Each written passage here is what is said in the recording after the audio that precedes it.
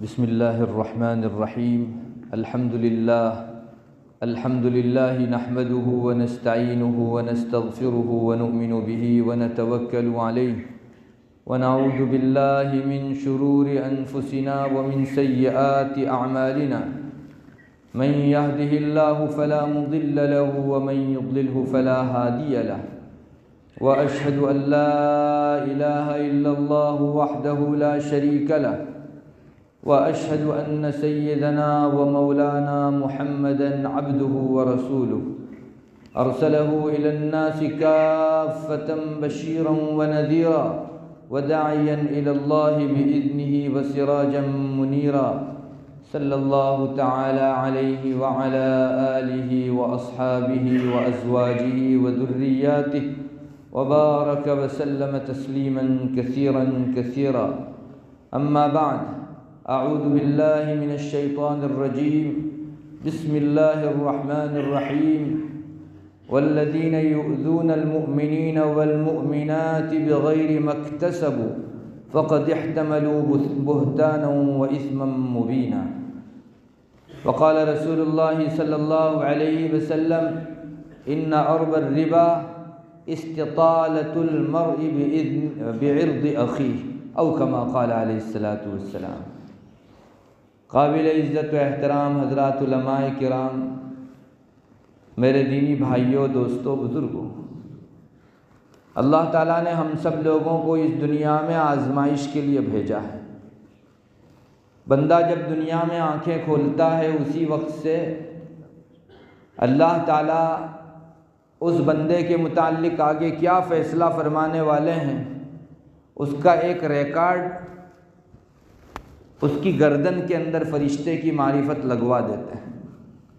کتنی عمر پائے گا، کتنا رزق کھائے گا، نیک عمل کرے گا، برا عمل کرے گا، جنتی ہوگا، جہنمی ہوگا، سب چیزیں پہلے سے اللہ تبارک و تعالیٰ طے فرما کر بندے کو دنیا میں بھیجتے ہیں۔ بلکہ حدیث شریف میں آتا ہے کہ جب 4 مہینے میں ماں کے پیٹ کے اندر بچے میں روح پڑتی ہے تبھی فرشتہ اپنے رب سے پوچھتا ہے کہ اللہ اس کو کیا لکھوں، اور یہ 4 سوالات اللہ تعالیٰ کو وہ پوچھ کر لوح محفوظ سے اللہ کے بتانے کے مطابق نقل کر کے اس کی گردن کے اندر لگا دیا جاتا ہے۔ بندہ جب مکلف ہوتا ہے، 15 سال کی عمر کو پہنچتا ہے، احتلام ہونے لگتا ہے اس کو، تو پھر اب مکلف کہا جاتا ہے۔ اس کے بعد بندے کی طرف 2 قسم کے حقوق متوجہ ہوتے ہیں۔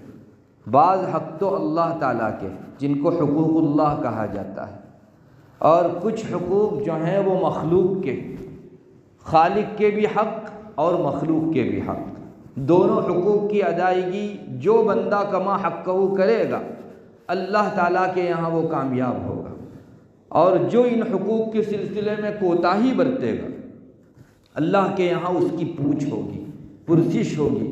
کل میدان محشر کے اندر اللہ تعالیٰ اس کو پوری خلقت کے درمیان کھڑا کر کے مختلف سوالات پوچھنے والے ہیں، ان میں ان دونوں حقوق کی کتنی رعایت کی، اللہ کے حقوق کی اور بندوں اور مخلوق کے حقوق کی، اور اس کی کتنی پامالی کی، اس بارے میں فیس ٹو فیس ہر بندے کو اللہ تعالیٰ کے یہاں جواب دینا ہے۔ روایتوں میں آتا ہے کہ کل محشر میں اللہ تعالیٰ جو بندوں سے سوال کرے گا تو بیچ میں کسی دوبھاشیے کو اور ترجمہ کرنے والے کو نہیں رکھا جائے گا، کوئی انٹر پنٹر نہیں ہوگا جیسے دنیا میں رہتا ہے۔ بڑے آدمی ڈائریکٹ بات نہیں کرتے، انٹر پنٹر بیچ میں رکھتے ہیں اور ان سے بات چیت ہوتی ہے۔ اللہ کے یہاں ہر بندے کو اپنی زندگی کے کچے چٹھے کا حساب ڈائریکٹ دینا ہے، خود رب تعالیٰ پوچھیں گے اور اس سے جواب دینا ہے۔ یہی وہ چیز تھی جو ہمارے بزرگوں کے پتوں کو پانی کر دیتی تھی، انہیں نیند نہیں آتی تھی رات کو، یہی محشر کے کھڑے ہونے نے ان کی راتوں کی نیندیں اڑا دی تھی، ایک کل انہیں چین نہیں ہوتا تھا۔ ابھی تھوڑا آپ سوچ لیجئے، ہماری 24 گھنٹے کی آج کی زندگی کے متعلق اگر کوئی افسر بڑا آ کر ہم کو پوچھنے لگے کہ ایک گھڑی کا حساب دو صرف 24 گھنٹے کے متعلق، نہیں آدمی پسینہ پسینہ ہو جاتا ہے۔ جو لوگ مارکیٹنگ کرتے ہیں اور آفس لے کر بیٹھے ہوئے ہیں، انہیں پتہ ہے کہ مارچ اینڈنگ کے اندر جو حساب آڈٹ ہوتا ہے تو پسینہ آ جاتا ہے، حالانکہ سال بھر کا لکھا لکھایا حساب رہتا ہے۔ اللہ تعالیٰ کے حضور ہماری زندگی کا ہر کچا چٹھا ہم کو پیش کرنا پڑے گا، کیا مشکل ہو جائے گی ہمارے لیے۔ یہی وہ چیز تھی جو اللہ کے نیک بندوں کو سونے نہیں دیتی تھی۔ ایک لڑکی اپنے باپ کا حال ذکر کرتی ہے کہ میرے باپ رات بھر عبادت کرتے تھے اللہ تبارک و تعالیٰ کی، کھڑے ہو کر اللہ کے حضور نماز پڑھتے تھے، روتے دھوتے تھے۔ اب چونکہ انسان ہے، سونے کا بھی تقاضا رہتا ہے۔ جب صبح ہوتے ہوتے نیند کا غلبہ ہوتا تو میرے والد بستر پر جاتے تاکہ کچھ نیند ہو جائے۔ وہ لڑکی اپنے والد کا حال ذکر کرتی ہے کہ میں میرے والد کے بستر سے مسلسل یہ آواز سنتی رہتی ہے، وہ کروٹ پر کروٹ لیتے رہتے اور اللہ کو کہتے جاتے کہ اللہ یہ منہ تو نہیں ہے کہ تجھ سے جنت مانگوں، اتنا کر دیجیے کہ جہنم سے مجھے بچا لیجیے۔ یہ وہ لڑکی اپنے باپ کا حال ذکر کرتی ہے۔ یہ وہ شخص نہیں ہے جس نے رات بھر گناہ کیا، چوری ڈکیتی کی، کسی کو تکلیف پہنچائی۔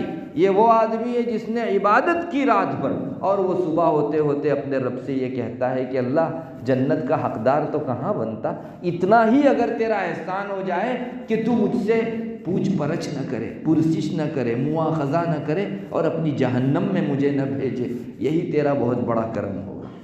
میرے بھائیوں، یہ دن ایسا ہوگا کہ آج بھی آدمی اگر سوچے تو اس کے رونگٹے کھڑے ہو جاتے ہیں۔ مسلمان جس کے دل میں ایمان کی رمق ہے، وہ محشر کے میدان کو اگر یاد کرتا ہے تو اس کے بدن کے رونگٹے کھڑے ہو جائیں گے، گناہ کا جذبہ سرد پڑ جائے گا۔ بزرگوں نے جان دے دی۔ ایک بہت بڑے محدث گزرے ہیں، وہ نماز پڑھاتے تھے 5 وقت کی۔ ایک مرتبہ فجر کی نماز پڑھانے کھڑے ہوئے اور نماز شروع کی۔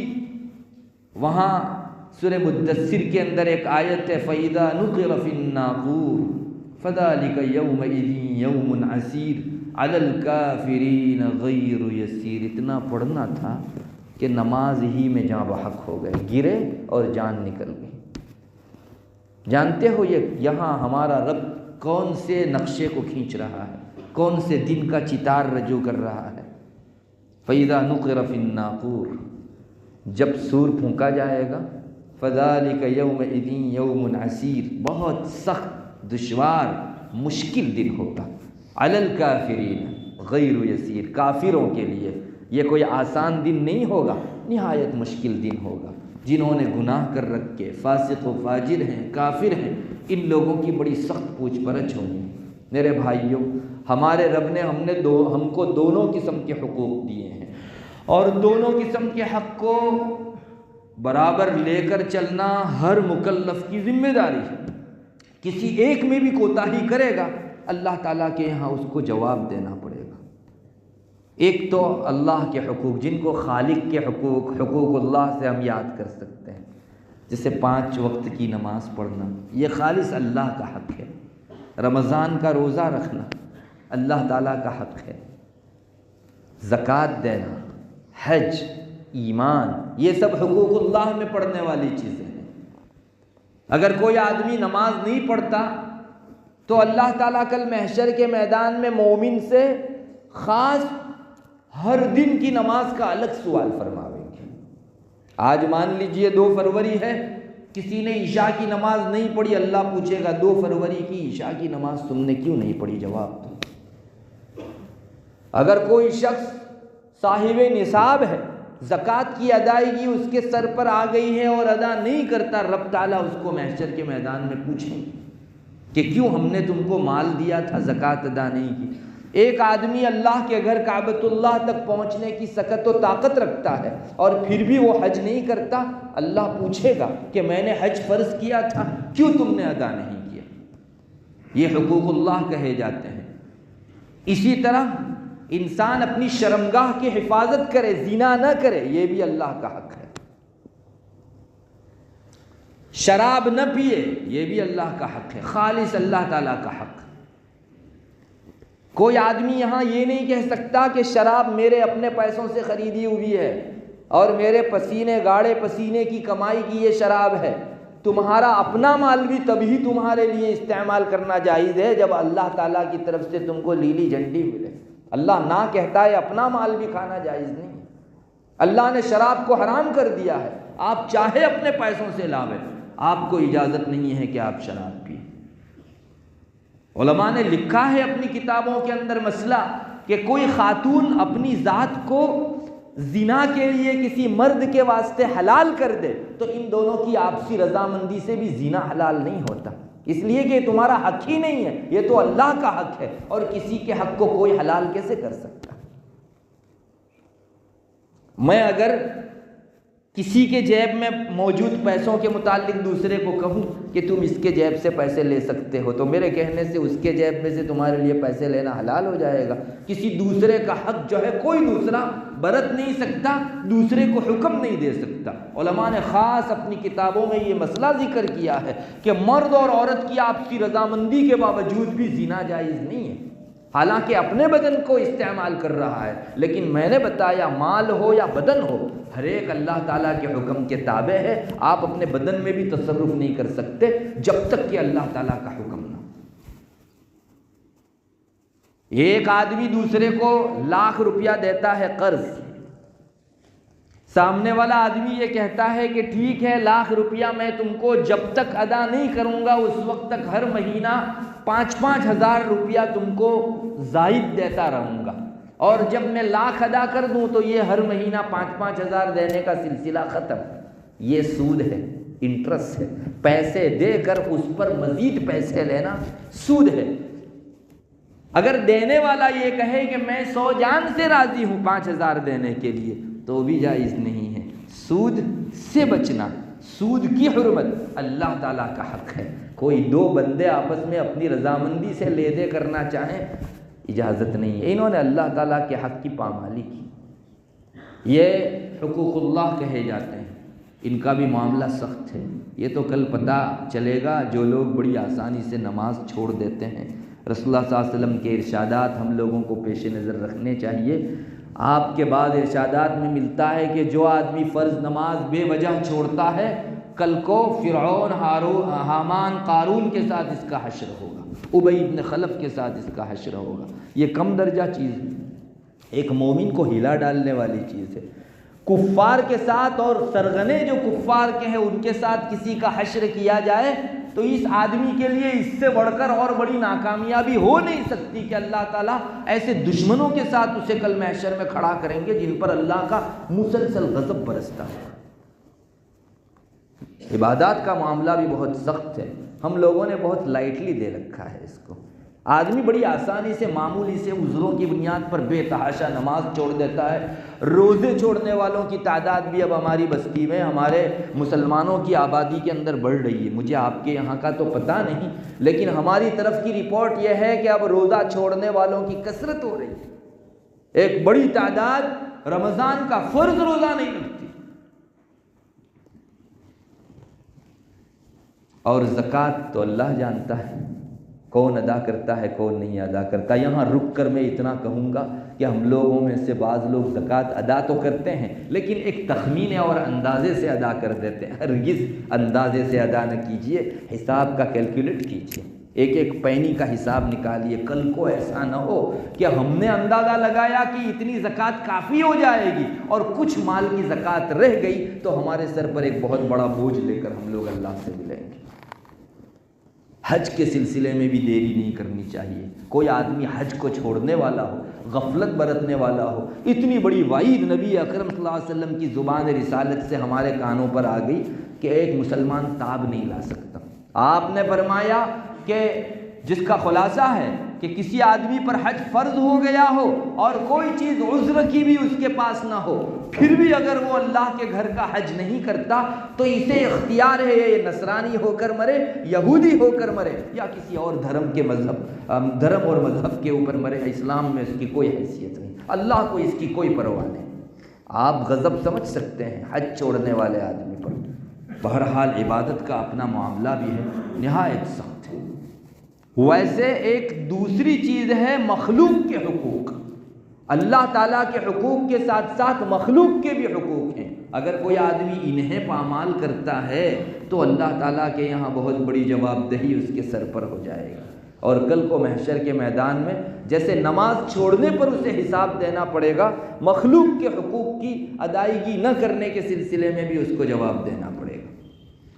اور مخلوق میں انسان بھی پڑھتے ہیں، جانور بھی پڑھتے ہیں. جانور کے حقوق بھی بڑے سخت ہیں، بہت کڑے ہیں. بلکہ ہمارے علماء نے تو فرمایا کہ مسلمانوں کے حقوق یہ بھی بندوں کے اور مخلوق کے حقوق ہیں، سخت ہیں. لیکن مسلمانوں کے حقوق کے مقابلے میں اسلام، دارالاسلام کے اندر جو ٹیکس دے کر ذمہ رہتے ہیں ان کے حقوق زیادہ سخت ہیں. آپ سنیے اس کو، اسلام کتنا حق دیتا ہے غیروں کو، جن کے دلوں میں ابھی ایمان نہیں ہے، غیر ہیں، ان کے متعلق کہتا ہے کہ اسلام نے ان کو پناہ دی ہے. مسلمان کا حق ضائع کرو یہ بھی برا ہے، لیکن اگر کسی ذمی کا حق ضائع کرو جو پیسے دے کر اسلام، دارالاسلام نے اپنی حفاظت کرواتا ہے، اس کا حق اس سے بھی زیادہ سخت ہے. اور اس ذمی کے مقابلے میں کسی چھوٹے بچے کے حق کو پامال کرنا اور زیادہ سخت ہے.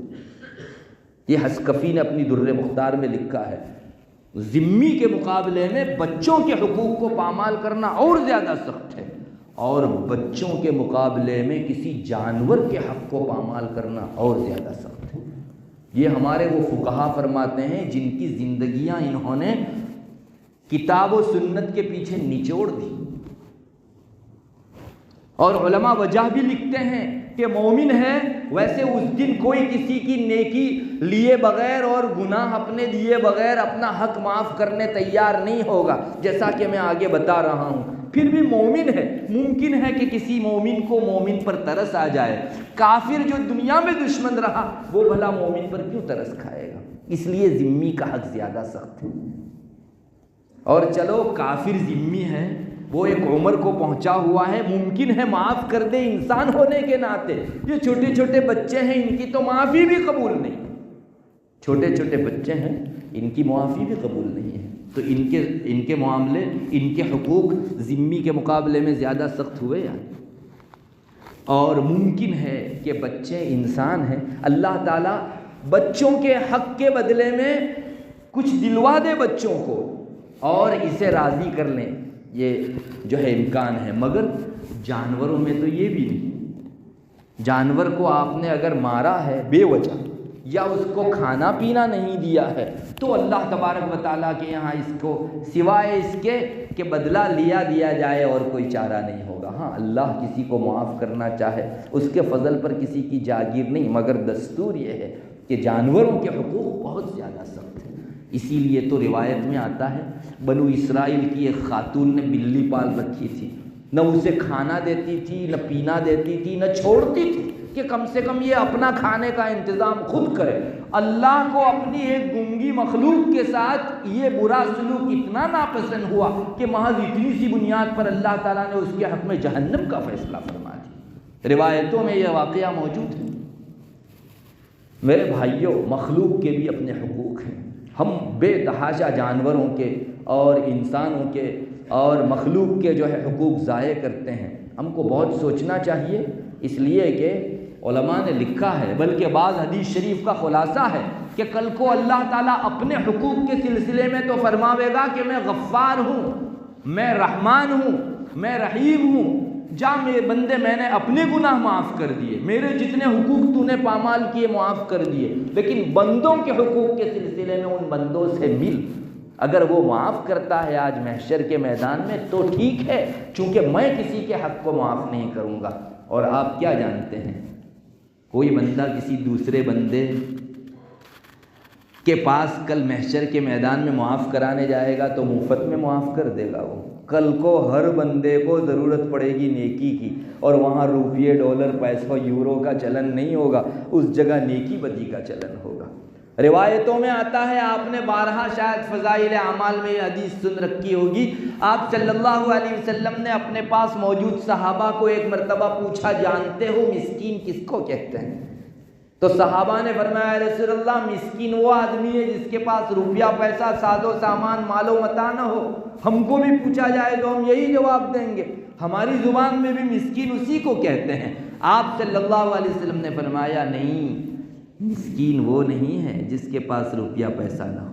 مسکین میری امت کا وہ ہے جو پہاڑوں جتنی نیکیاں لے کر کل قیامت کے دن آوے گا، لیکن اس نے کسی کا حق دبا رکھا ہوگا، کسی کو گالی دے رکھی ہوگی، کسی کو تکلیف پہنچا رکھی ہوگی، کسی کو مار پیٹ کر رکھی ہوگی.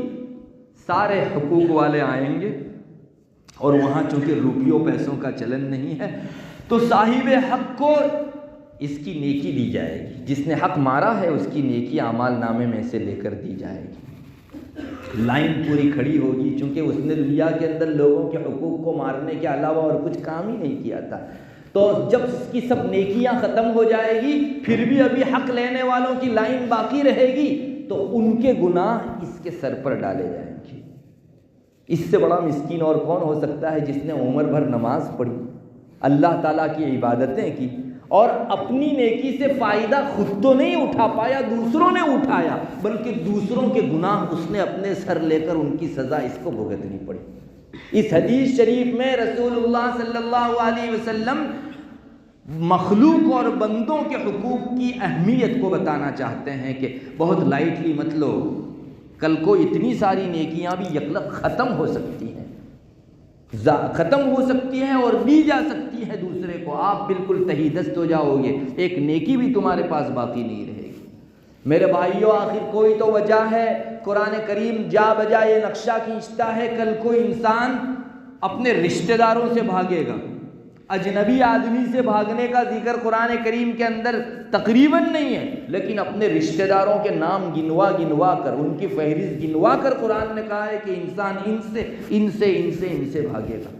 یوم یفر المرء من اخیہ وامہ وابیہ وصاحبتہ وبنیہ لکل امرئ منہم یومئذ شأن یغنیہ. یہ ایسا دن ہوگا محشر کا جس دن انسان اپنے بھائی سے بھاگے گا اور اپنی ماں سے بھاگے گا، اپنے باپ سے بھاگے گا اور اپنی اولاد سے بھاگے گا، اپنی بیوی سے بھاگے گا. ہر ایک آدمی ایک خاص کیف میں ہوگا، دوسرے سے اس کو وہ کیف بے پرواہ کیے ہوئے ہوگا، اپنی ہی الجھن میں اور اپنی ہی فکر کے اندر وہ ایسا الجھا ہوا ہوگا کسی دوسرے کی فکر اس کو نہیں ہو سکے گی اس میں. میں پوچھتا ہوں کیوں اللہ تعالیٰ نے اس جگہ دوسرے لوگوں کا تذکرہ نہ کرتے ہوئے رشتہ داروں کا اور بالکل قریبی رشتہ داروں کا تذکرہ کیا؟ ماں باپ، ان ماں باپ کے بغیر انہی اولاد کو دنیا میں چلتا نہیں تھا. معمولی تھوڑی دیر اگر ماں باپ ہٹ جائیں تو کیفیت الگ ہو جاتی تھی. کیوں بھاگیں گے؟ بھائی سے بھاگے گا، ماں باپ اولاد سے بھاگیں گے، بیوی شوہر سے، شوہر بیوی سے بھاگیں گے آپس میں. کیوں؟ اس لیے کہ اجنبیوں سے ہمارا ملنا کہاں ہوا تھا جو ان کے حقوق ہم ضائع کرتے، مگر ان کے ساتھ تو اٹھنا بیٹھنا تھا. ان کے بہت سارے حقوق ہمارے سر پر اللہ تعالیٰ نے ڈال رکھے تھے اور ضرور ضائع ہوئے ہوں گے. اس وجہ سے انسان اپنے ماں باپ اور اولاد و بیوی سے بھاگے گا. کہیں میری بیوی آج دنیا میں نے جو حقوق ضائع کیے تھے اس کا حساب نہ مانگ لے، میرا بھائی مجھ سے حساب نہ مانگ لے. علماء فرماتے ہیں بھائی میں بہن بھی داخل ہے. یہ چند رشتہ داری بطور ایگزامپل ہے، بطور نمونے کے ہیں، باقی ساری رشتہ داریاں اس میں داخل ہیں. آج جو ہیں بہت سے لوگ اپنی بہنوں کا حق نہیں دیتے.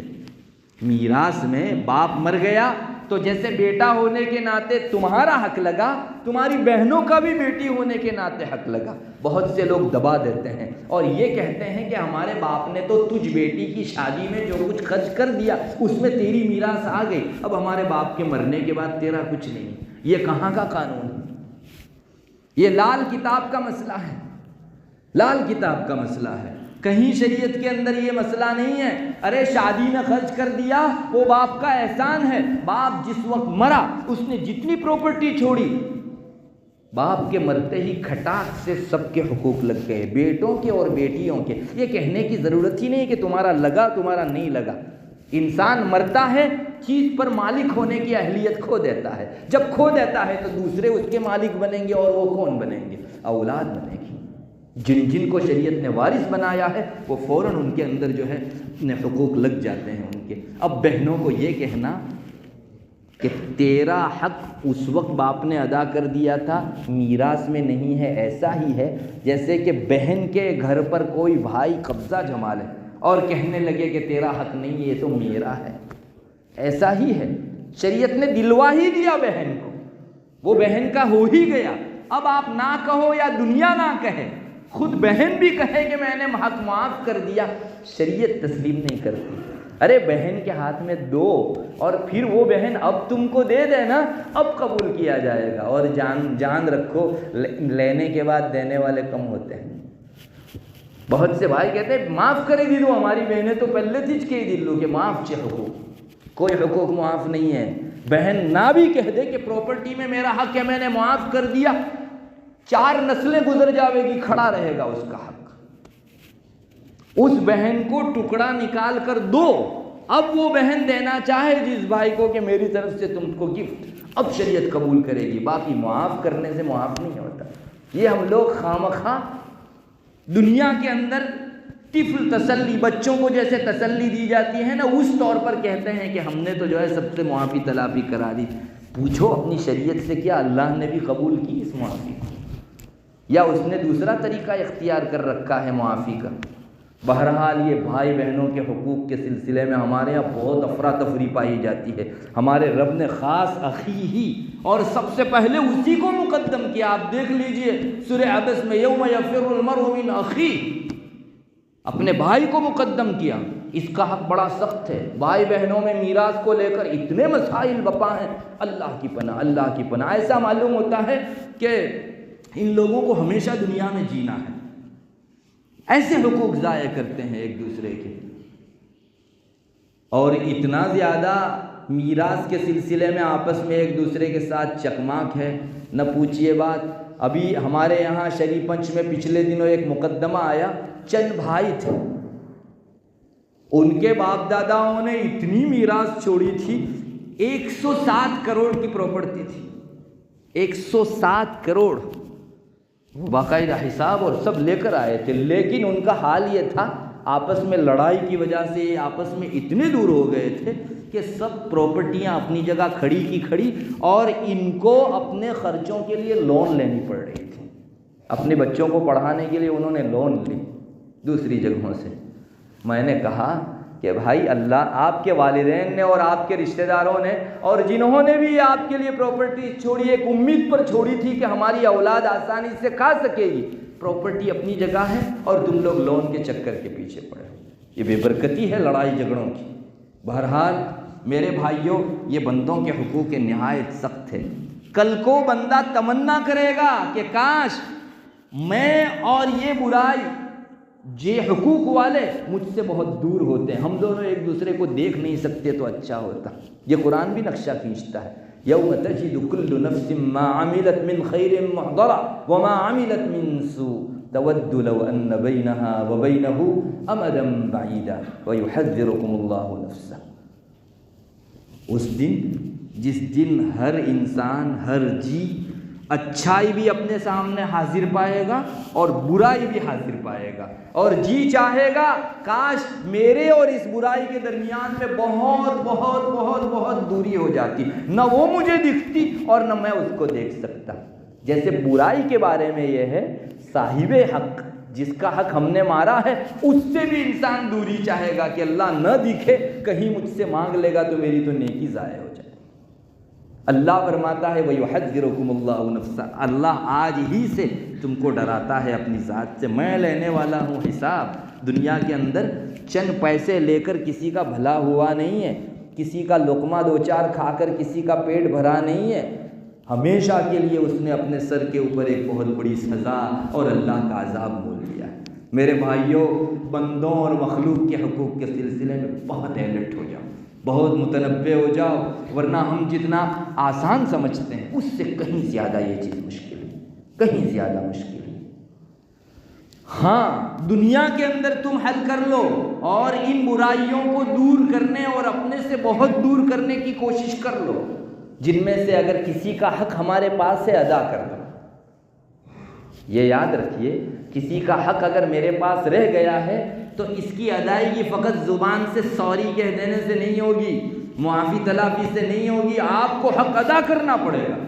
ایک انسان کی 4 سال کی نماز چھٹی ہوئی ہے، 4 سال کی، اب وہ اپنے رب کے حضور روزانہ رو دھو کر، پورا دن رو دھو کر کہتا ہے اللہ مجھے معاف کر دے، میری نماز چھٹی ہے، مجھے معاف کر دے، میری نماز چھٹی ہوئی ہے۔ علماء فرماتے ہیں اس کے سر پر سے نماز غائب نہیں ہوگی۔ ارے پہلے 4 سال کی نماز ادا کرنا، پھر معافی مانگ۔ ایسا ہرگز نہیں ہوگا کہ آپ معافی مانگ لیں اور دستور کے اعتبار سے آپ کے سر سے وہ نماز غائب ہو جائے۔ اللہ کے فضل کا مسئلہ اور ہے، لیکن دستور و قاعدہ یہ ہے کہ پہلے نماز ادا کرو، جو قضا ہے ادا کرو۔ ایک آدمی دوسرے کی زمین دبائے ہوئے ہیں اور اس کے پاؤں پڑتا ہے جا کر اور 1000 مرتبہ تسبیح پڑتا ہے، زمین دے پہلے، جس کی زمین دبائی ہے جب تک زمین نہیں دے گا سوری کچھ کام نہیں کرے گا۔ معافی تلافی کی کوئی حیثیت نہیں ہے، 2 پیسے۔ اس لیے یہاں بھی تھوڑے لوگ آ کر جو ہے اپنے آپ کو دھوکہ دے جاتے ہیں کہ نہیں ہم نے تو بہت معافی مانگ لی اور ہم نے تو جو ہے اس کو معاف بھی کروا دیا۔ اس کو بتاؤ کہ تمہاری زمین میرے پاس ہے، تم اس کو معاف کرتے ہو، دے دیتے ہو مجھ کو گفٹ میں؟ اگر وہ ہاں کہے کسی پریشر کے بغیر، تب شریعت کے دائرے میں پڑے تب معاف ہوگی، باقی دیے بغیر اور اس کی طرف سے گفٹ میں آئے بغیر، معافی تلافی کے بغیر اس کا کوئی خلاصہ نہیں۔ اللہ تعالیٰ کے یہاں سر پر اتنی بڑی زمین لے کر ہم لوگ جائیں، ضرورت ہے کہ ہم لوگ اس سلسلے میں چوکنے ہو جائیں۔ دنیا میں ہو سکے گا، ہاں اگر اللہ کا حق ہم سے تلف ہوا ہے معافی مانگ لو۔ زنا ہو گیا، کسی سے شراب پی لی، کسی نے کسی دوسرے کی چیز چوری سے لے لی، اسے ادا کرو اور اللہ تعالیٰ سے معافی بھی مانگو۔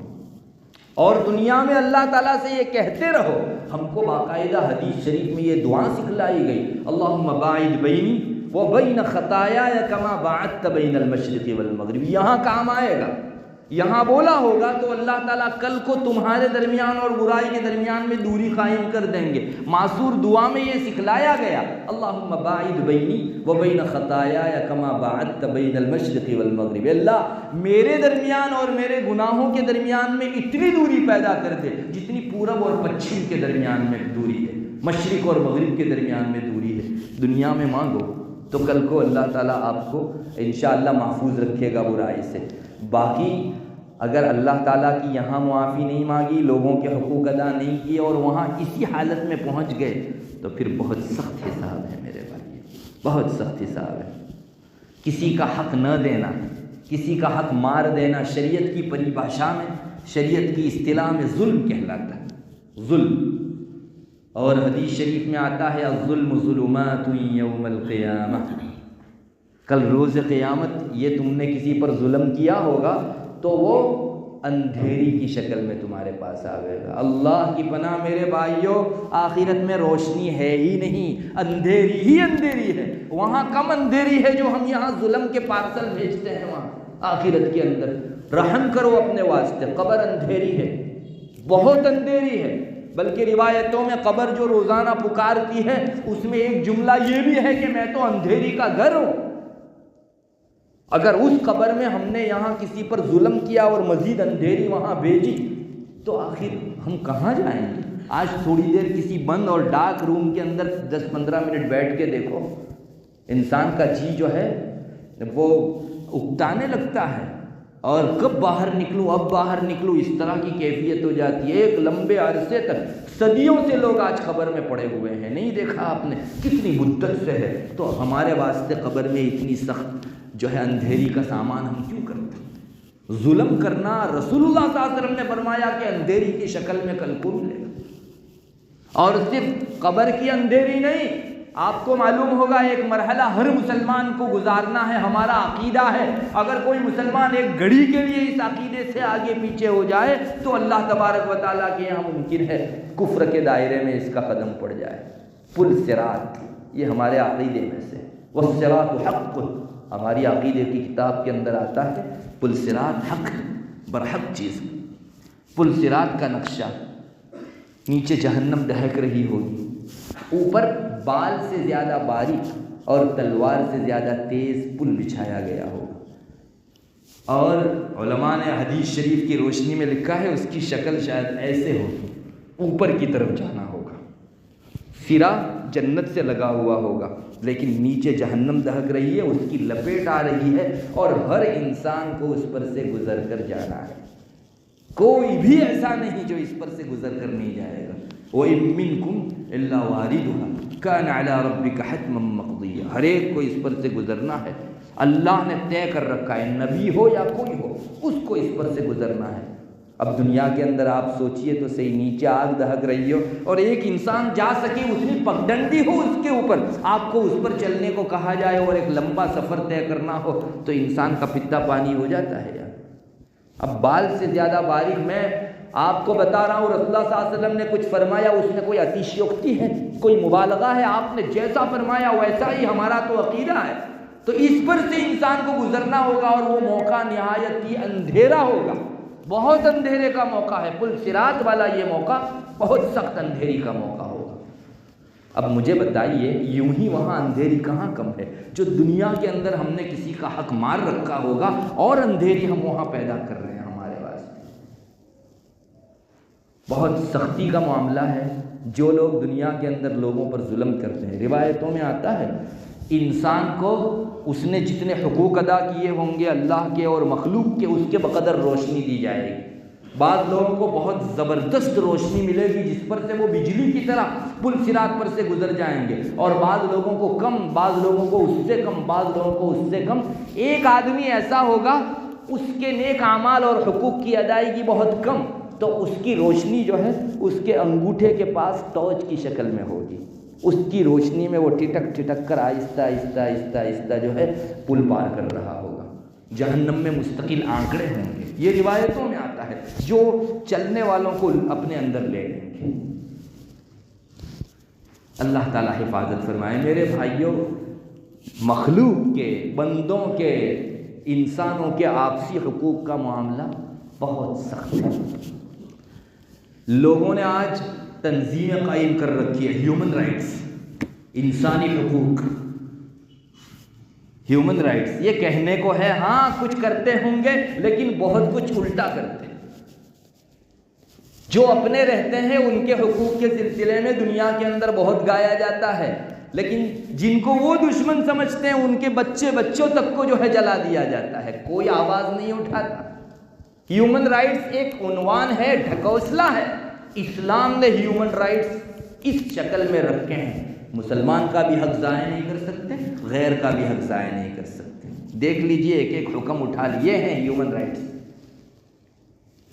صرف اپنے ٹی شرٹ کے اوپر بینگ ہیومن لکھوا دینے سے انسان نہیں بن جاتا ہے انسان، اس کو انسانیت دیکھنی چاہیے۔ اپنے رب کا حکم نہ مانے وہ آدمی جو ہے اللہ تعالیٰ کا انسان بنے گا، وہ جیتے جی وحشی ہے۔ حضرت تھانوی رحمۃ اللہ علیہ فرمایا کرتے تھے کہ بھائی جسے بزرگ بننا ہو نا وہ دوسری خانقاہ میں جائے، انسان بننا ہو تو ہمارے یہاں آؤ، یہاں برابر گوش مالی ہوگی، خوب جو ہے سختی سے تمہاری تربیت کی جائے گی اور واقعی ایک انسان بن کے نکلو گے۔ باقی بزرگ بننا ہے جاؤ، بہت سی خانقاہ ہیں، سب آسان ہے، انسان بننا بہت مشکل ہے۔ صرف بینر لگا لینے سے ہیومن رائٹس کا علم بردار نہیں ہو جاتا ہے انسان۔ دیکھ لیجئے اسلام میں جو ہیومن رائٹس، ارے ہیومن کیا، جانوروں کو، مخلوق کے رائٹس ہیں، اتنے رائٹس کہ شاید کبھی کبھی ایک انسان شرما جائے۔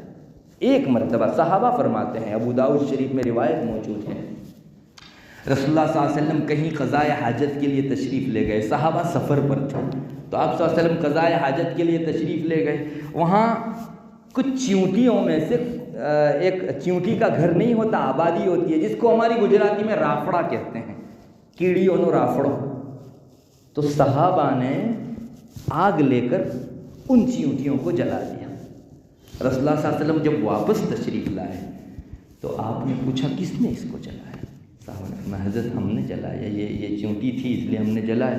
آپ نے سختی اور عتاب بھرے لہجے میں فرمایا، ایک مخلوق جو اللہ تبارک و تعالیٰ کی یاد کرتی ہے، تسبیح پڑھتی ہے، ان کو جلانے کا تمہیں کیا حق تھا؟ یہ اپنی الگ، تم کو کوئی تکلیف دے اور تم اس کو جو ہے ڈیفینس میں مارو، ایک الگ چیز ہے، مسئلہ لکھا ہے، چیونٹی ڈسے اس سے پہلے آپ اس کو نہیں ماریں گے، تو کیوں اس کو جلایا؟ تو آپ نے عتاب فرمایا، غصہ فرمایا۔ جس شریعت کے اندر اتنے باریک سے باریک حقوق ہوں جانوروں کے اور ایک چیونٹی کے، کیا وہ انسانوں پر ظلم کرے گی؟ یہ دنیا والوں نے آوازہ لگایا کہ اسلام نے عورتوں پر اور انسانوں پر ظلم کیا، اور ہم نادانوں نے ان کی آواز میں جو ہے لبیک کہہ کر آمنا و صدقنا کر دی۔ اسلام سے زیادہ حقوق کا پاسبان کوئی مذہب نہیں، کوئی مذہب نہیں ہے۔ صحابائی فرماتے ہیں، شاید اسی سفر کا واقعہ ہے، ایک پرندہ تھا، وہ اپنے 2 چوزے کے پاس بیٹھا ہوا تھا، تو صحابہ نے اس کے دونوں چوزوں کو لے لیا اور لے کر اپنی چادر میں آگے بڑھنے لگے۔ اب وہ ماں تھی اس کی، ان دونوں بچوں کی جو ماں تھی، وہ آ کر روایت میں آتا ہے سر پر منڈلانے لگی، سر پر، کہ میرے بچے دے دو۔ رسول اللہ صلی اللہ علیہ وسلم تشریف لائے، آپ صلی اللہ علیہ وسلم نے فرمایا کہ کس نے ان بچوں کی وجہ سے اس کی ماں کو پریشان کیا؟ تم کو شکار کر کے بچوں کو کھانا تو تھا نہیں، اور کوئی اور غرض بھی نہیں تھی سوائے اس کے کہ اس کی ماں کو پریشان کر کے رکھ دیا۔ آپ نے فرمایا اب بھی چھوڑو دونوں بچوں کو، ماں کے حوالے کرو۔ چنانچہ دونوں بچے ماں کے حوالے کیے گئے۔ ابو داؤد شریف میں یہ روایت بھی موجود ہے۔ میں پوچھتا ہوں کیوں یہ سب حقوق جانوروں تک کے بتائے گئے؟ اس وجہ سے کہ رہتی دنیا تک کے ایک ایک انسان کو اسے فالو کرنا، اس کی پیروی کرنی ہے۔ اللہ کے رسول صلی اللہ علیہ وسلم نے انسانوں کے بھی حقوق دیے ہیں اور جانوروں کے بھی حقوق دیے ہیں، اور اگر کوئی آدمی ان حقوں کو پامال کرے گا، نہایت سختی کا معاملہ اس کے ساتھ ہو سکتا ہے۔ میرے بھائیوں، انسانوں کے حقوق بہت سے ہو سکتے ہیں، اس کو 3 حصوں میں آپ تقسیم کر سکتے ہیں۔ ایک تو انسان کی عزت ہے، ایک انسان کی جان ہے، اور ایک انسان کا مال ہے۔ تینوں اعتبار سے آپ انسانوں کے حقوق کی رعایت رکھیں گے، اس میں سے کسی میں بھی آگے پیچھے ہوا اللہ تبارک و تعالیٰ کے یہاں حساب دینا۔ چنانچہ سب سے پہلی عزت ہے، کسی انسان کی عزت کی پامالی آپ نہیں کر سکتے۔ کسی کا انسلٹ کیا آپ نے تو اللہ تعالیٰ کے یہاں آبرو ریزی کا بہت بڑا سوال تم سے ہوگا، حساب تم سے ہوگا۔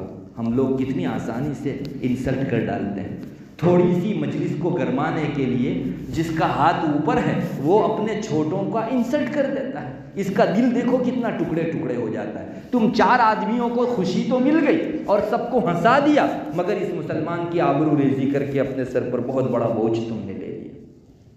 اور جانتے ہو یہ انسلٹ کرنے کا گناہ کتنا بڑا ہے؟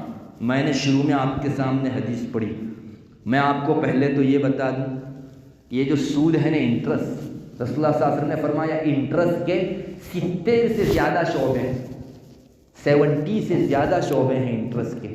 اس میں سب سے نچلا شعبہ اتنے بڑے گناہ کا ہے جیسے انسان نے اپنی ماں کے ساتھ زنا کیا۔ کوئی انسان اپنی ماں کے ساتھ زنا کرے، کتنی غلط، گھناؤنی، سنگین اور سخت بات معاشرے میں کہی جاتی ہے۔ تو سود اور انٹرسٹ کے جو 70 درجے ہیں، ان میں سب سے کم درجہ اتنا گھناؤنا ہے۔ بعض روایتوں میں آتا ہے کہ سود کا ادنا درجہ اتنا گھناؤنا ہے، انسان 33 مرتبہ زنا کرے تو کتنا برا ہو جاتا ہے، اتنا برا سود کا سب سے نچلا درجہ برتنے کی وجہ سے انسان ہو جاتا ہے۔ یہ روایتوں میں، میں اور آپ یا کوئی بزرگ نہیں فرما رہے، رسول اللہ صلی اللہ علیہ وسلم کی سچی زبان فرما رہی ہے۔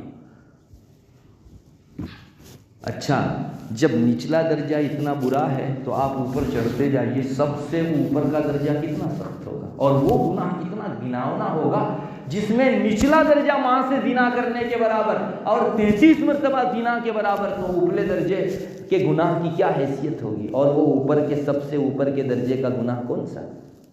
ان ارب الربا استطالۃ المرء بعرض اخیہ۔ آپ نے فرمایا ربا میں سب سے زیادہ سخت ترین، سب سے زیادہ برا، سب سے زیادہ بڑا ربا اور سود، مسلمان کسی دوسرے اپنے مسلمان بھائی کی آبرو ریزی کرے، اس کی عزت پر کیچڑ اچھالے، اس کو تہمت دے، بہتان باندھے، الزام تراشی کرے، بلیم کرے، یا اور قسم کی جو ہے آبرو ریزی کرے، یہ سب سے بڑا درجہ۔ آپ سمجھ لیجئے، سود کے پیسے کھانے کی اپنی ایک برائی ہے، اور کسی مسلمان کی آبرو ریزی ان ساری برائیوں میں بڑھ کر سب سے اعلیٰ درجے کی چیز ہے۔ آپ صلی اللہ علیہ وسلم نے فرمایا ان ارب الربا ان سارے رباؤں میں سے اعلیٰ ترین سب سے بڑا یہ ہے مسلمان کا انسلٹ کرنا، مسلمان کی آبرو ریزی کرنا۔ ہم لوگوں میں سے بعضوں کو عہدے کا نشہ چڑھا ہوا رہتا ہے، مجھے معاف کیجئے، میں چونکہ اپنی دیکھی ہوئی بات آپ کو کرتا ہوں۔ بعضوں کو اپنے عہدے کا نشہ رہتا ہے، بعضوں کو اپنی ڈگری کا نشہ رہتا ہے۔ میں ایک مرتبہ، ہمارے یہاں ایک پیون تھے جامعہ میں، ان کے ساتھ ایک مرتبہ بینک میں گیا، تو بینک والے کے ساتھ کچھ بات چیت ہوئی ہوگی، تو وہ مینیجر جو تھا وہ اتنا تمطراق سے بات کر رہا تھا کہ نہ پوچھیے بات۔ اس نے باتوں میں اس پیون کو یہ کہہ دیا کہ تو تھرڈ کلاس کا آدمی مجھ مینیجر کے ساتھ جو ہے اس طرح کا برتاؤ کرتا ہے۔ تو میں اس وقت کھڑا سوچ رہا تھا کہ اس آدمی کو اپنے مقام کا نشہ کتنا۔ تھرڈ کلاس کون ہے بھائی؟ مسلمان ہے، وہ تھرڈ کلاس ہو سکتا ہے کبھی؟ کس منہ سے ہم لوگ کسی مسلمان کو تھرڈ کلاس کہتے ہیں؟ ہو تم اپنی جگہ، اور تم کون سے شعبے میں ہو؟ اس بینک کے اندر ہو جس کا لین دین شریعت نے حرام قرار دیا، تمہاری روزی جو ہے وہ تھرڈ کلاس ہے، حرام ہے۔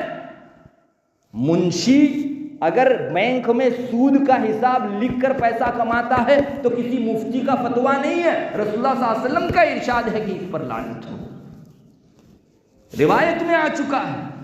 کمپیوٹر پر اگر کوئی سود کا حساب لکھتا ہے اس کی روزی حرام ہے، اور حدیث شریف میں آیا ہے جیسے کھانے والا کھلانے والا سود کا برا، ویسے لکھنے والا بھی اسی درجہ برا۔ تو کیسے تھرڈ کلاس کہہ سکتے ہیں؟ میرا خون ابل گیا اس دن تو، لیکن میں جہاں جو ہے فساد زیادہ ہوتا ہو آپ کو خاموشی اپنانی چاہیے، لیکن یہ ہے میں اس دن سمجھ گیا کہ عہدے کے بھی اور ڈگریوں کے بھی اپنے نشے رہتے ہیں، صرف شراب کا نشہ نہیں رہتا، ان چیزوں کا بھی نشہ رہتا۔ اس نے آبرو ریزی کی یا نہیں ایک مسلمان کی؟ تم کو کیا منہ ہے؟ تمہیں کیا پتا اس آدمی کی اپنے رب کے ساتھ رشتہ داری کیا ہے، اس کا اپنا تعلق کتنا ہے؟ ارے وہ رات کو اللہ کے حضور روتا دھوتا عبادت کرتا ہو، تمہیں کیا پتا؟ اور یاد رکھو ایک بات، ہمارے بزرگوں سے ہم نے سنا، جو آدمی صبح اٹھ کر روتا ہے اس سے بہت ڈرو، اس کا ڈائریکٹ کنیکشن ہے۔ تہجد کی نماز میں اپنے رب کے حضور جو روتا ہے اس سے زیادہ ڈرا کرو۔ اس نے ہاتھ اٹھائے اور وہاں قبول ہو گئی بات، تمہارے لالے پڑ جائیں گے رونے والے سے۔ وہ دکھتا ہے بالکل ہاول گوول، ہماری گجراتی میں جس کو کہتے ہیں، وہ کوئی بہت زیادہ جو ہے ہینڈسم نہیں معلوم ہوتا، وہ یوں ہی ہاول گو، لیکن وہ روتا ہے اللہ کے سامنے۔ ڈرو اس سے، ہاتھ اٹھا کر رو کر کہہ دیا تو بہت بڑی شکایت ہو جائے گی تمہارے خلاف، تمہاری زندگی کا سکون اجیرن ہو جائے گا۔ اسی لیے تو نہ کہتے ہیں کہ اللہ کے جو نیک بندے ہیں تم لوگ اس کا ساتھ نہیں دے سکتے، زبان مت اٹھاؤ، وہ بولیں گے کچھ نہیں، لیکن اللہ نہ کرے ان کے دل میں قدورت آ گئی۔ علماء نے لکھا ہے کہ جو اہل اللہ سے اپنا معاملہ بگاڑتا ہے، ان کی تنقیص کرتا ہے، اس کا خاتمہ برا ہوگا۔ شامی نے بھی لکھا ہے اور نووی نے بھی لکھا ہے، اور مختلف علماء سے اس بات کی تصریح آ چکی ہے کہ جو اللہ والوں کے اوپر اپنی زبان کھولتا ہے اس کا خاتمہ برا ہوگا۔ اللہ ہماری حفاظت فرمائے۔ میرے بھائیوں، میں تو اتنا کہنا چاہتا ہوں کہ کوئی بھی ہو کسی کو آپ ادنا نہ سمجھو، خود اپنے آپ کو ادنا سمجھو، مجھ سے زیادہ برا کون ہوگا۔ اللہ کا اتنا فضل ہے کہ اس نے مجھ پر اپنی ستاری کا پردہ ڈال رکھا ہے، ورنہ اگر وہ کھول دیتا لوگ مجھ پر تھوکنا بھی پسند نہ کرتے۔ میں کس منہ سے اپنے آپ کو بڑا کہوں، کس منہ سے بڑا کہوں؟ اپنے آپ کو چھوٹا سمجھو میرے بھائیوں، انشاءاللہ کبھی آپ کسی دوسرے کی آبرو ریزی نہیں کریں گے۔ جو آدمی اپنے آپ کو چھوٹا سمجھتا ہے وہ کبھی دوسرے کی آبرو، مرے میں ہی اتنا برا ہوں، اس کو کیا برا کہوں؟ اپنے نفس کو برا کہہ دو، اس کی اصلاح کرو۔ حضرت شیخ الہند رحمۃ اللہ علیہ کو کون نہیں جانتا؟ ہمارے ہندوستان میں ہم لوگوں کو آج جو آزادی سے جینے کا سلیقہ مل رہا ہے یہ ان کی دین ہے، ان کی قربانیوں کے نتیجے میں آج اللہ ہم کو یہاں جیسی بھی آزادی ملی ہوئی ہے۔ حضرت آپ کو معلوم ہونا چاہیے دارالعلوم دیوبند میں بخاری شریف پڑھاتے تھے، شیخ الحدیث تھے حضرت شیخ الہند رحمۃ اللہ علیہ۔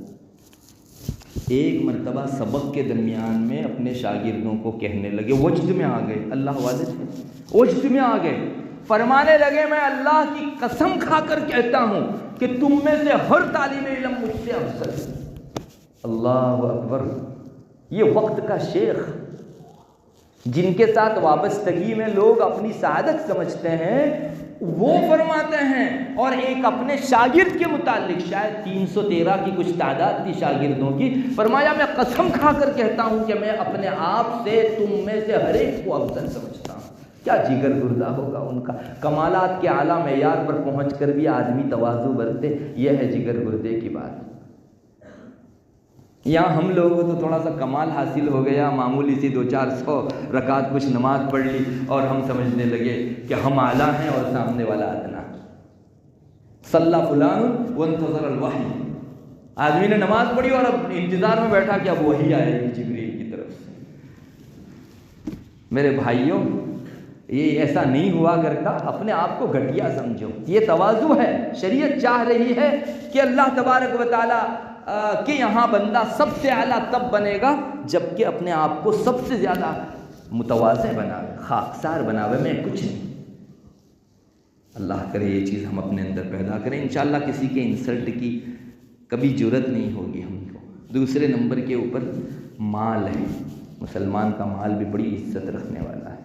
آپ کسی مسلمان کے مال کو اس کی رضامندی کے بغیر ایک پینی نہیں لے سکتے. حدیث شریف میں آتا ہے لا يحل مال امرئ مسلم الا بطیب قلب، مسلمان کا مال اس کی دلی خوشی کے بغیر لینا جائز نہیں ہے. آج جو لوگ فراڈ کرتے ہیں مسلمان کے مال کے ساتھ، کتنا بڑا فراڈ ہے.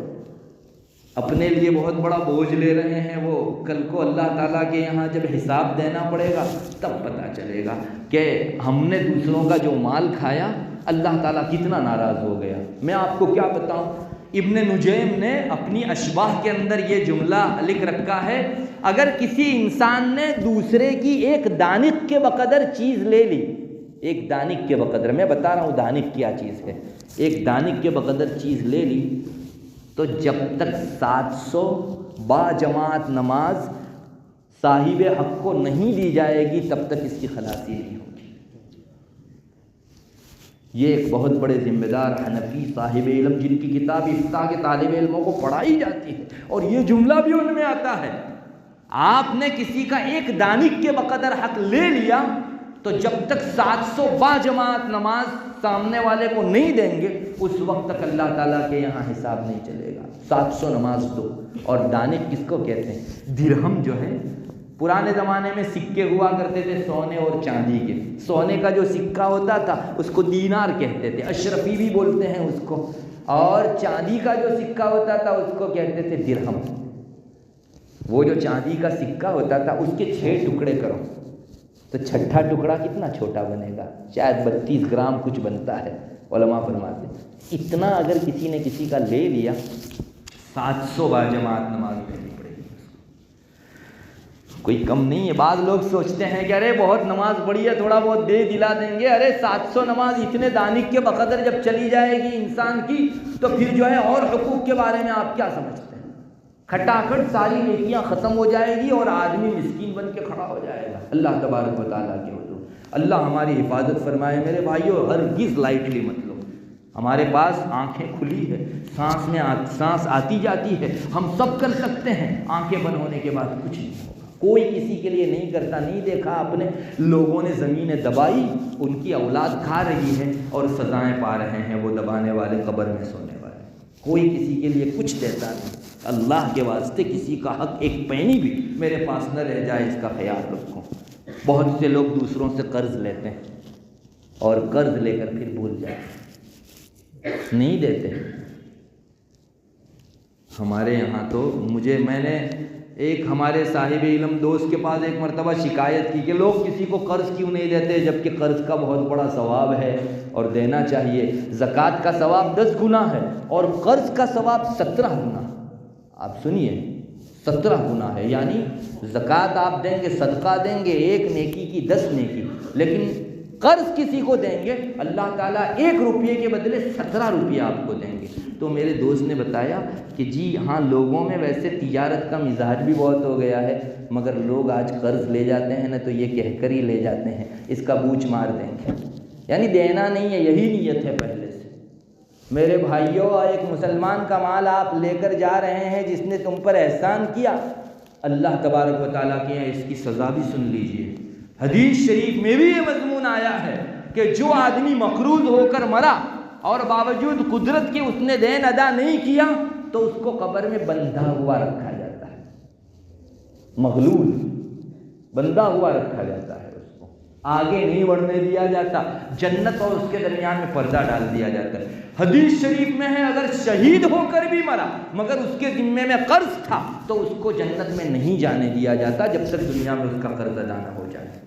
رسول اللہ صلی اللہ علیہ وسلم کا ارشاد سنیے، شہید ہے جس نے اپنی جان نچھاور کر دی اللہ کے راستے کے اندر، لیکن کسی کا حق مار کر آیا ہے، پہلے اس کی صفائی ہونی چاہیے۔ دنیا میں وارثدار اگر اس کا حق ادا کریں گے، قرض دیں گے تو اس کی راہ آگے کھلے گی، ورنہ اس کے اور جنت کے درمیان میں حجاب اور پردہ ڈال دیا جائے۔ ہم لوگ بڑی آسانی سے لوگوں کا پیسہ لے لیتے ہیں، چیزیں خریدتے ہیں، پیسہ ادا نہیں کرتے، پہلے سے بھی نیت ایسی ہی ہوتی ہے کہ اس کو جو ہے ہم نہیں دیں گے پیسے۔ ٹھیک ہے، دنیا میں دو چار لقمے کھا کر آپ نے اپنے پیٹ کا اور جو ہے منہ کا ذائقہ تو بنا لیا، لیکن کتنا مہنگا سودا کیا آپ نے، کل کو اللہ تعالیٰ کے یہاں کون جواب تھا؟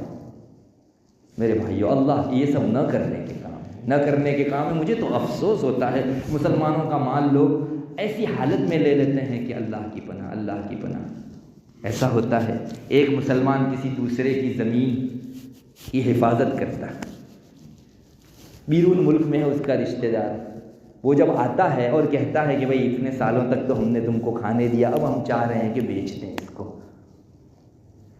اس کا نام بھی چونکہ پرانوں نے ڈلوایا تھا، وہ سب باہر تھے، یہ یہاں تھا، اس لیے اس کا نام ڈلوایا تھا۔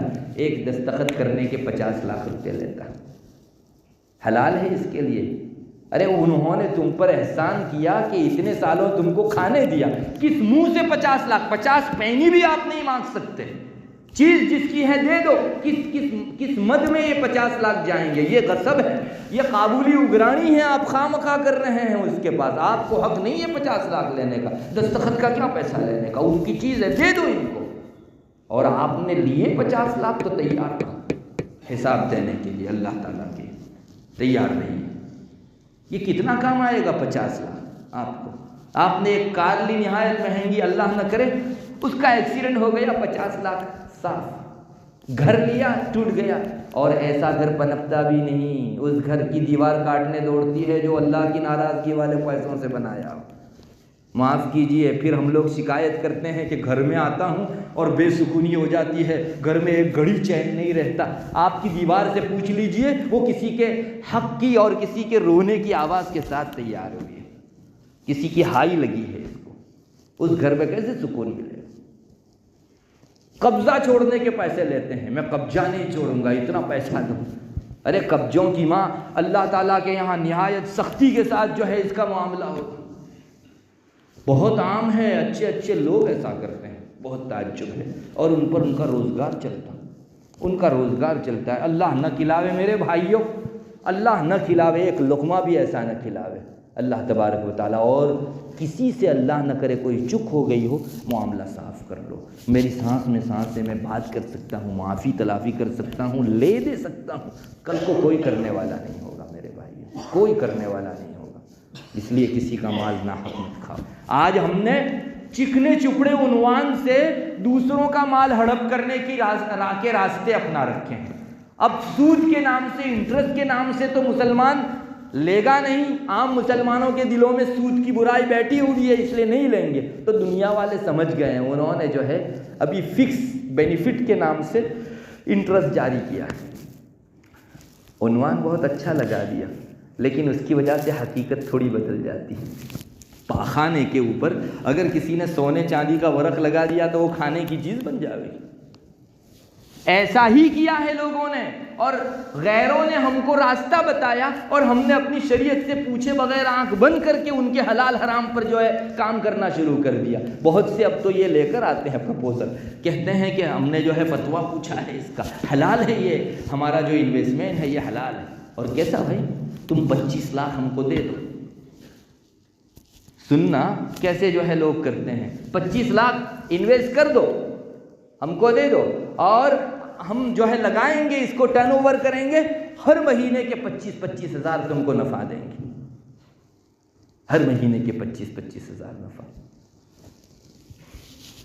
وہ سود نہیں بولیں گے. بولیں گے تو مسلمان فوراً ہٹ جائے گا, کبھی بھی اس میں نہیں پڑے گا. بینیفٹ کے نام سے, نفع کے نام سے, منافع کے نام سے آپ کو کہیں گے.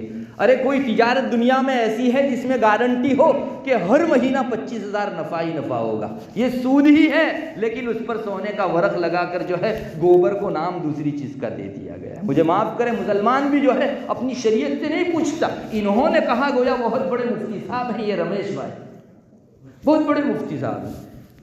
ارے دینیات کے باب میں ان پر بھروسہ نہ کیجئے.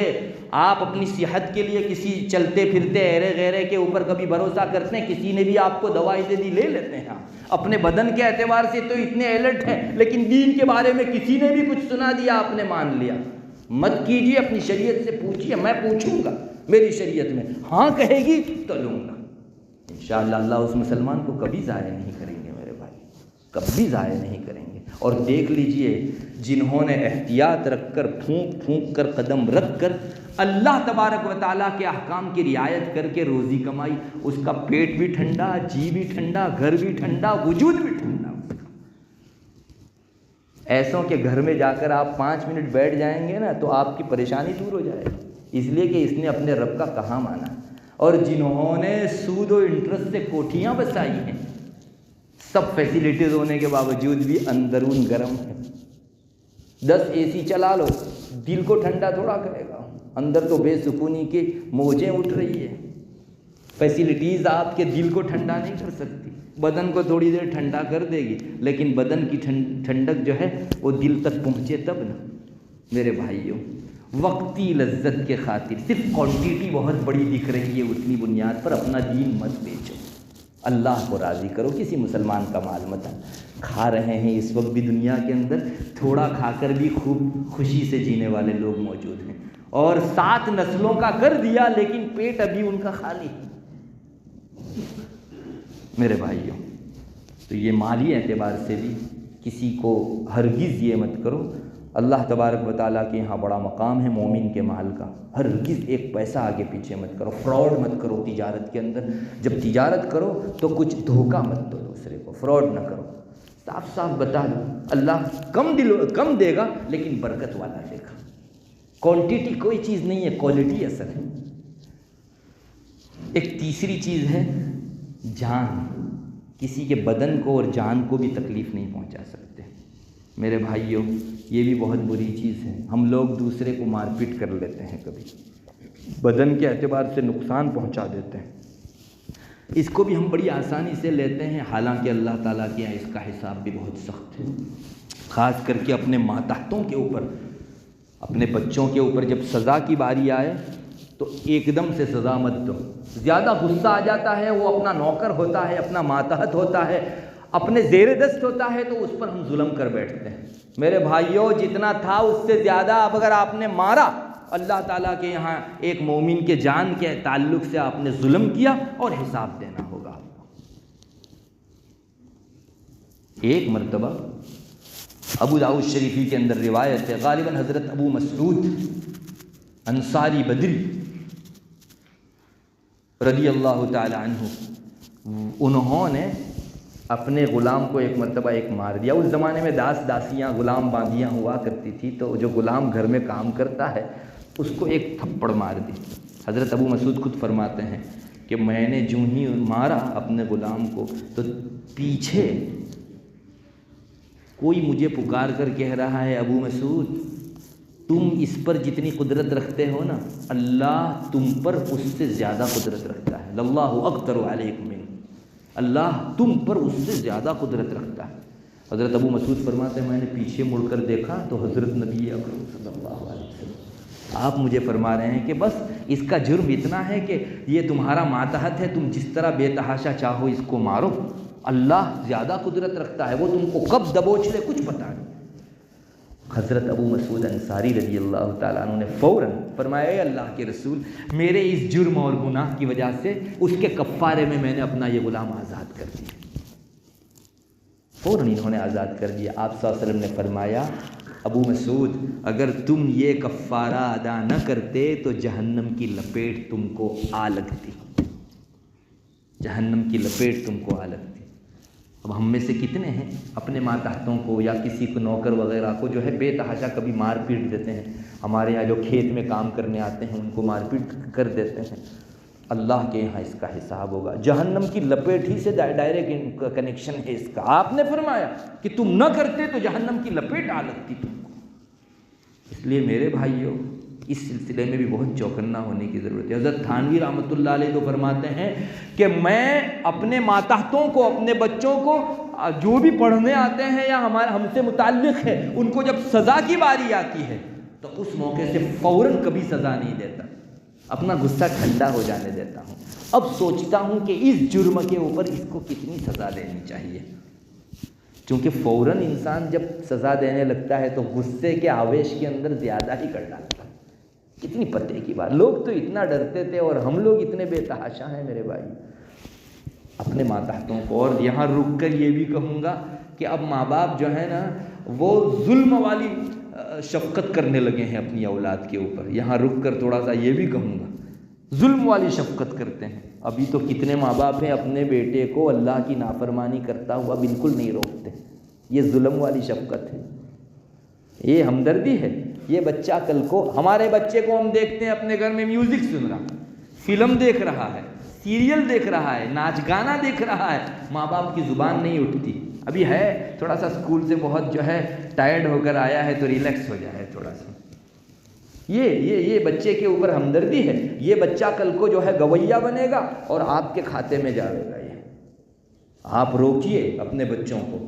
یہ بھی برا ہے کہ اپنے بچوں کو بالکل روک ٹوک ختم کر دی ہم نے, اسی لیے ہمارے بچے ہمارے قابو میں سے باہر نکل رہے ہیں. پھر جب یہ بچہ بڑا ہوگا, باپ کے قابو میں نہیں رہے گا, تو کوئی بزرگ آئے گا, اس کی خدمت میں ہم دعا کی درخواست کروانے جائیں گے, حضرت دعا فرما دیجیے, میرا بچہ میرا کہا نہیں مانتا, میری بچی میرے کہے میں نہیں ہے. جی پاؤں تلے جب ریلا آ رہا تھا شروع میں آپ کو روکنا چاہیے تھا. بے حیائی کا لباس آپ نے اپنی بچی کو پہنوایا, بے پردہ آپ نے کیا, اور آج جب وہ جو ہے آپ کی خلاف ورزی کر رہی ہے, آپ کی خاندان کی عزت کو داغدار کر رہی ہے, تو روتے پھرتے ہو. پھر میرے بھائیوں یہ ایک مسلمان کا کام نہیں ہے. اس لیے اللہ کے واسطے میں آپ کو کہوں گا خوب سوچ سمجھ کر قدم رکھیے. آپ کی شان اللہ تعالیٰ کے یہاں مومن ہونے کے ناطے بہت بلند ہے. آپ کی وجہ سے دنیا قائم ہے, یقین جانیے. اگر آج دنیا کا ایک پرائم منسٹر کہہ دیتا کہ اس کی وجہ سے میرا ملک قائم ہے, تو کتنی بڑی حیثیت ہو جاتی ہے اس کی, کتنا بڑا مقام. ہمارا رب کہتا ہے مومن ہے دنیا قائم ہے, مومن نہیں ہے تو دنیا کی بساط لپیٹ کے رکھ دی جائے گی. میرے بھائیوں, آپ کو رب اتنا بڑا مقام دے اور ہم رب کی رعایت نہ کریں. اللہ نے جو حد بندیاں قائم کی ہیں مخلوق کے حقوق کے سلسلے میں, ہم لوگ بے تحاشا اس کو اپنے پاؤں تلے رون دیں, رب کے حکم کی کوئی پرواہ نہ کریں. میرے بھائیوں, یہ نہ کرنے کی چیز ہے. ہم لوگوں کو اللہ تعالیٰ کے حقوق کی رعایت رکھنی چاہیے. کل تک جو کچھ ہو چکا, کسی کا حق ہمارے پاس ہے, اللہ کے واسطے دے دو. میں تو کہتا ہوں کسی کا مکان اگر ہمارے پاس ہے اور مجھے معلوم ہے کہ میں دے دوں گا تو روڈ پر آ جاؤں گا, چلے گا. لیکن اس حالت میں مرو گے تو ساروں کا بوجھ تم لے کر جاؤ گے, اور اللہ کے واسطے قربانی دینے والے کو اللہ کبھی ضائع نہیں کرتا. اب وقتی قربانی دو, تم کو اتنی بڑی نعمت ملے گی. میں سچ کہتا ہوں آپ کے گاؤں میں کسی کا گھر نہیں ہوگا ایسا. اگر آپ نے اللہ کے خاطر کسی کا دبایا ہوا گھر دوسرے کو دے دیا, ٹھیک ہے وقتی طور پر آپ تھوڑی ادھر ادھر ہوں گے, لیکن اللہ آپ کو اتنا خوش کرے گا, گاؤں میں سب سے بہترین اور پرسکون گھر آپ کو عطا کرے گا. تھوڑا انتظار اور صبر ہونا چاہیے بچے انسان سے. اللہ کرے ہم اس حقیقت کو سمجھیں. اللہ تبارک و تعالی ہم سب کو اس کے حقوق کی ادائیگی کی بھی توفیق عطا فرماوے اور مخلوق کے حقوق کی ادائیگی کی بھی توفیق عطا فرماوے. وآخر دعوانا ان الحمدللہ رب العالمین. جن بچوں نے حفظ کیا ان کو بھی ہماری جانب سے مبارکبادی, ان کے اولیاء کو بھی, ان کے اساتذہ کو بھی, انتظامیہ کو بھی. بہت بہترین سلسلہ ہے میرے بھائیوں. ان بچوں کے حفظ کا اور قرآن کریم کی تعلیم کا یہ سلسلہ گاؤں سے اللہ کے عذاب کو دور کرتا ہے اور اللہ کی طرف سے رحمتوں کی بارش لاتا ہے. قدر کیجئے ان سلسلوں کی, اپنے بچوں کو بھیجیے, اس سلسلے سے وابستہ کیجیے. کتنا اچھا ہوگا میرا بچہ اگر دنیاوی تعلیم پا رہا ہے, اس کے ساتھ ساتھ اللہ تعالیٰ کے دین کا یہ علم حاصل کر کے دنیاوی اخروی دونوں احساس پا. اس لیے یہاں شامل کیجیے۔ اللہ ان بچوں کو بھی نواز دے، ان کے والدین کو بھی نواز دے، اور جن جن حضرات نے ان پر محنت کی ہے انہیں بھی نواز دے۔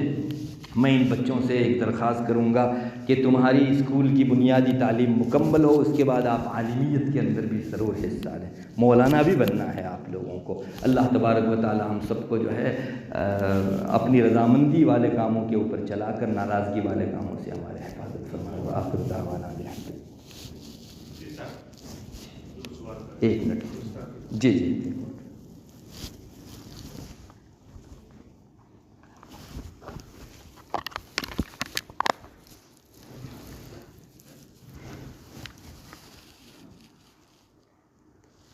ضرور کر دیں گے جی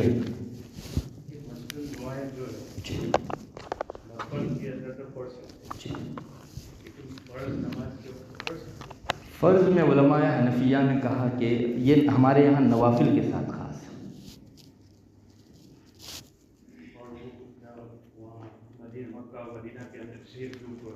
وہ حضرات ایک دوسرے مسلک سے تعلق رکھتے ہیں، تو وہاں آپ اگر اقتداء میں شریک ہو جائیں تو آپ ہو سکتے ہیں۔ یعنی آپ مت پڑھیے، نفل میں جہاں جہاں آیا ہے ان جگہوں کے اوپر آپ پڑھ سکتے ہیں، پڑھ لیجیے۔ اور دوسرا سوال یہ ہے کہ جو والدین قبرستان میں چلے گئے، جی اگر بچہ یا بچی کوئی بھی وہاں جا کر فاتحہ پڑھتا ہے جی، تو والدہ یا پھر والد صاحب کوئی بھی ان کو دیکھ سکتا ہے، یعنی مرحوم ان کو دیکھ سکتے ہیں۔ ویسے حضرت تھانوی رحمۃ اللہ علیہ نے لکھا ہے کہ اللہ تعالیٰ کبھی کبھی نظر دے دیتے ہیں، تو ان کے لیے یہ پردے کچھ نہیں ہیں۔ اسی لیے علماء نے لکھا ہے کہ جب آپ قبر کے پاس جائیں تو پاؤں کے پاس کھڑے رہیں، چونکہ میت کا منہ اس طرف رہتا ہے، جیسے رسول اللہ صلی اللہ علیہ وسلم کے روزے اقدس پر حاضری کے موقع سے پاؤں کے پاس کھڑا رکھا جاتا ہے، تاکہ اللہ کبھی نظر دے دے اس کو تو وہ دیکھ سکتا ہے۔ مغرب کے وقت ان کی حاضری ہوتی ہے، یہ مجھے علم نہیں ہے، حدیث شریف میں اگر مضمون آیا ہے تو ہو سکتی ہے، اس لیے کہ ہمارے علماء بھی اس پر کلام کرتے ہیں، وہ دیکھنا چاہیے۔ جی جی جی اس کا ایک سوال قائم کر لو، تھوڑا ہمارے دارالفتاء میں بھیج دو، تحقیق کر کے انشاءاللہ اس کو ہم بھیجیں گے۔ آمین، دعا کر لیجیے۔ بسم اللہ الرحمن الرحیم، اللہم انت السلام ومنک السلام، تبارک یا ذا الجلال والاکرام، اللہم صل علی محمد النبی الأمی وعلی آلہ وسلم تسلیما، اللہم ربنا لا تزغ قلوبنا بعد اذ ہدیتنا وہب لنا من لدنک رحمہ انک انت الوہاب، ربنا اغفر لنا ولاخواننا الذین سبقونا بالایمان ولا تجعل فی قلوبنا غلا للذین آمنوا ربنا انک رؤوف رحیم۔ ہے اللہ ہمارے گناہوں کو معاف فرما، ہم لوگ بڑے گنہگار ہیں، بہت خطا کار ہیں، بہت سیاہ کار ہیں، ہماری عمر تیری نافرمانی میں گزر گئی، اے اللہ ہم تو گناہ کرتے کرتے گناہوں کے عادی بن گئے، اے اللہ تو نے جس مقصد کے لیے دنیا میں بھیجا اسے ہم نے بھلا دیا، اے اللہ ہم تو دوسری چیز ہی کی طرف آگے بڑھتے رہے، اے اللہ ہمارے اس جرم عظیم کو معاف فرما، ہمارے چھوٹے بڑے نئے پرانے ہر قسم کے گناہوں کو معاف فرما، ہم نے تیرے بھی بہت حقوق پامال کیے، معاف فرما، تیری مخلوق کے بھی بہت حقوق پامال کیے، اے اللہ بے زبان جانوروں کو بھی ہم نے بہت ستایا، اے اللہ ہماری کوئی حرکت ایسی نہیں تھی جس سے کسی کو تکلیف نہ پہنچتی ہو، اے اللہ ہماری کوئی گفتگو اور کوئی خاموشی ایسی نہیں تھی کہ جس سے کسی کے دل کو ٹھیس نہ پہنچتی ہو، اللہ ہم تو موذی جانور سے بدتر ہو گئے، اللہ ہمارے اس جرم عظیم کو معاف فرما، انسان بن کے جینے کی توفیق مرحمت فرما، اے اللہ ہمیں اپنا بنا لے، آپ ہمارے ہو جائیے، اے اللہ ہم سے جن جن بندوں اور مخلوق کے حقوق پامال ہوئے ہیں، اے اللہ ان کو ادا کرنے کی توفیق عطا فرما، اے اللہ جو تجھ تک پہنچ گئے ہیں ہماری طرف سے ان کو راضی فرما دے، اے اللہ وہ کل کو ہم سے حساب نہ مانگے، اے اللہ کل کو ہمارے پاس کچھ بھی نہیں رہے گا، یا الہ العالمین ہماری طرف سے ان کو تو راضی فرما دے، اے اللہ آئندہ خوب چوکنا رہ کر حقوق اللہ اور حقوق الخلق کے سلسلے میں اے اللہ آگے قدم بڑھانے کی توفیق مرحمت فرما، حق تلفیوں سے ہماری پوری حفاظت فرما، جو کچھ ہو چکی ان کو معاف فرما، اے اللہ اکھر کی اس بستی کے اوپر اپنی خصوصی رحمتیں نازل فرما۔ اللہ یہاں کے مردوں، عورتوں، بچوں، بوڑھوں، چھوٹوں بڑوں سب کے اندر دینداری مقدم رکھنے کا جذبہ پیدا فرما۔ کہ اللہ یہاں تیرے نیک بندوں کی آمد و رفت ہوتی رہتی ہے، اللہ بہت کبار بھی آ چکے ہیں، اے اللہ ان کی برکت سے اس گاؤں کو، آس پاس کے تمام گاؤں والوں کے لیے نمونۂ عمل بنا۔ اللہ سب لوگوں کو اپنا بنا لے، محروم نہ فرما۔ یہاں سب میں اتحاد و اتفاق نصیب فرما، ہر خیر مقدر فرما، ہر شر سے حفاظت فرما۔ ہے اللہ ہمارے دلوں میں بہت سی جائز تمنائیں اور نیک مرادیں ہیں، سب پوری فرما دے۔ ہمارے بیماروں کو شفائے کاملہ عاجلہ مستمرہ عطا فرما، مقروضوں کے قرض کی ادائیگی کی غیب سے شکلیں پیدا فرما۔ مسلمان دنیا کے کسی کونے میں جس پریشانی میں مبتلا ہو اس کی اس پریشانی کو دور فرما۔ ہے اللہ یہاں 4 ان ننھے منوں نے ہے اللہ قرآن کریم مکمل کیا ہے، اللہ ان کے سینوں کو تو نے منتخب فرمایا اپنا کلام پاک رکھنے کے لیے۔ ہے اللہ یہ مجلس بے شک بہت بابرکت ہے اللہ تیرے خوش ہونے کا موقع ہے، تیری خوشنودی اور رضوان و رضا کا موقع ہے۔ اے اللہ اس موقع کے اوپر ہم پوری امت کی طرف سے تیرے حضور مغفرت کی بھیک مانگتے ہیں۔ اے اللہ ہماری جولیاں خالی ہیں ڈال دے۔ اے اللہ پوری امت نے اے اللہ تجھے ناراض کر دیا، اے اللہ ایک پیارے پروردگار کو ناراض کر دیا۔ یا الہ العالمین تو اس کی برکت سے ہم سب کی پوری مغفرت فرما دے۔ اے اللہ مومنوں کو تیرا بنا دے۔ اے اللہ ہر قدم کے اوپر تیری رضامندی کا خیال رکھنے کی توفیق مرحمت فرما۔ یا الہ العالمین ہمارے دلوں میں بہت ساری جائز تمنائیں اور نیک مرادیں ہیں، سب پوری فرما دے۔ ہے اللہ منہاج بھائی ملن وہ ان کا آپریشن ہوا ہے اللہ ان کو بھی شفائے کاملہ عاجلہ مستمرہ عطا فرما، اور جن جن لوگوں نے ہمارے ان بچوں سے اور یہاں موجود لوگوں سے دعاؤں کی درخواست کی ہے ان کے تمام مقاصد حسنہ کے اندر کامیابی نصیب فرما۔